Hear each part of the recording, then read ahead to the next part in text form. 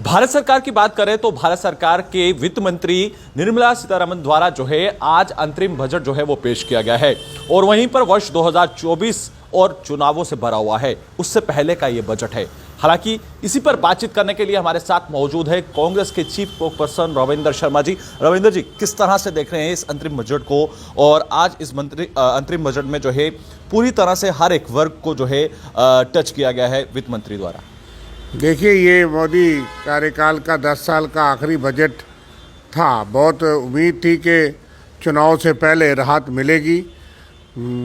सबसे ज़्यादा तो बेरोज़गार युवाओं को, जिनके लिए 2 करोड़ नौकरियों का वादा किया गया था।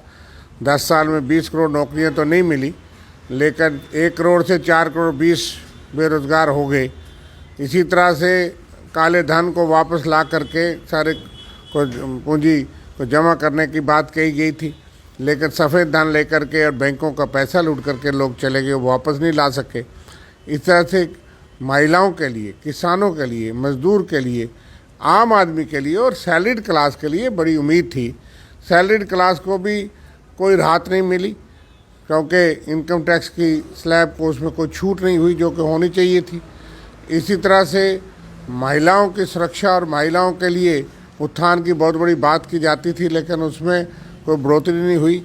गरीब और मजदूर जो है, आम आदमी, 15 करोड़ 40 लाख लोग नरेगा में रजिस्टर करा चुके हैं।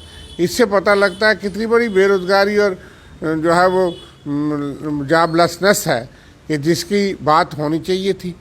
लेकिन टारगेट तो 2047 का दिया जाता है। स्मार्ट सिटी, बुलेट ट्रेन और ये ख्वाब दिखा करके काला धन, सफ़ेद धन, अच्छे दिन की बात होकर के महंगाई चरम सीमा पे। आज एक सर्वे के मुताबिक 62% लोगों ने ये कहा है कि हमारी आमदनी या तो वहीं की वहीं रही या हमारी आमदनी कम हो गई, लेकिन महंगाई बढ़ गई। ये आज का एक न्यूज़ एजेंसी का बहुत बड़ा सर्वे है।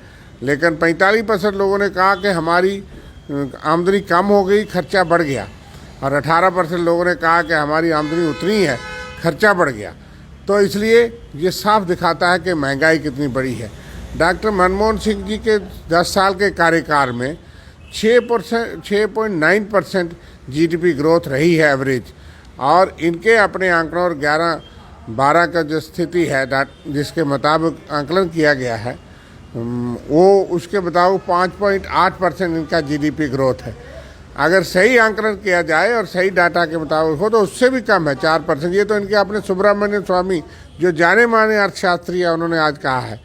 इसलिए कुल मिलाकर के निराशाजनक बजट है आम लोगों के लिए, गरीब आदमियों के लिए। महंगाई को काबू करने का कोई डायरेक्शन नहीं है।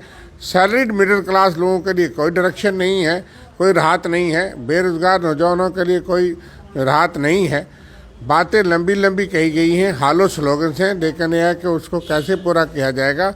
आंकड़े तो ये बताते हैं कि सिर्फ 80 करोड़ को मुफ्त राशन दे करके आप बीपीएल की कहते हुए बेहतर हो गया, लेकिन हंगर इंडेक्स में हम 111 नंबर पे चले गए हैं, बांग्लादेश और पाकिस्तान से भी नीचे। इसलिए जो दावे पेश किए जाते वो सही नहीं है। निराशा है, आम लोगों को राहत नहीं मिली। तो आपको लगता है गवर्नमेंट से नहीं, एक्सपेक्टेशन तो होनी भी चाहिए अपनी सरकार से। एक्सपेक्टेशन इसलिए थी कि चुनाव सर पे हैं, अब तो कुछ राहत देते।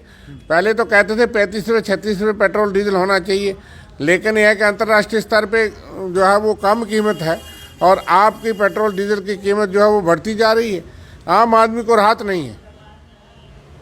बहुत बहुत शुक्रिया बातचीत करने के लिए। तो आपने देखा कि कांग्रेस के चीफ स्पोक्सपर्सन रविंद्र शर्मा इस वक्त हमारे साथ मौजूद थे। उन्होंने कहीं ना कहीं इस जो अंतरिम बजट है उसको स्वीकार जो है वो नहीं किया है और उन्होंने कहा कि निराशाजनक जो है ये बजट देखने को मिला है। वीडियो जर्नलिस्ट अश्विनी कुमार के साथ, नमस्कार।